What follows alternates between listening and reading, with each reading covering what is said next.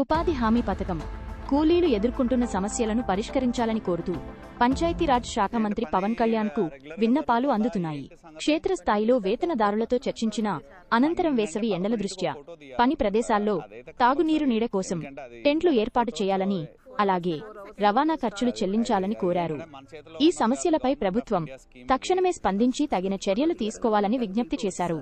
మీరు 6కి వస్తే 10ంటికి వెళ్ళొచ్చు అంట. మరి అది ఇక అది చూసుకోండి. మరి మీరు మిగతా ఫెసిలిటీస్ ఏంటి? మంచినీళ్ళు అవన్నీ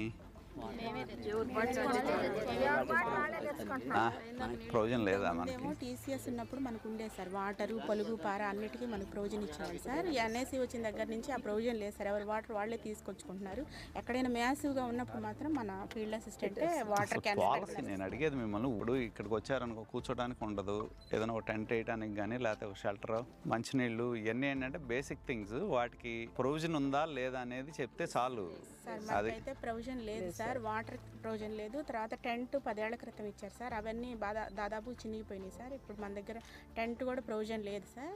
ఫస్ట్ ఎయిడ్ బాక్స్ మాత్రం మన ఏఎన్ఎం దగ్గర ఓఆర్ఎస్ ప్యాకెట్లు, తర్వాత టించరు, అయోడిన్, కాటన్ అవి తీసుకొని ఫస్ట్ ఎయిడ్ బాక్స్ మాత్రం ప్రొవైడ్ చేస్తున్నాం సార్. దూరం ఇక్కడ పని బాగానే ఉంటుంది.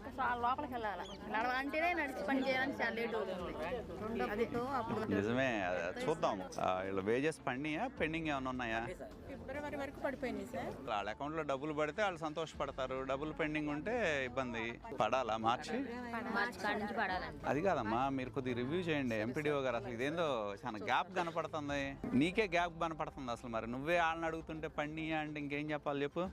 రీసెంట్గా పడ్డట్టున్నాయి సార్. ఏదైనా సరే, ఏ పడిన క్షణం నీకు తెలియాలి కదా. నీకు తెలిసిన తర్వాత వాళ్ళకి తెలియాలి. వాళ్ళకి తెలిసి నీకు తెలిస్తే సూపర్వైజ్ చేయాల్సిన ఉపయోగం ఏముంది చెప్పు?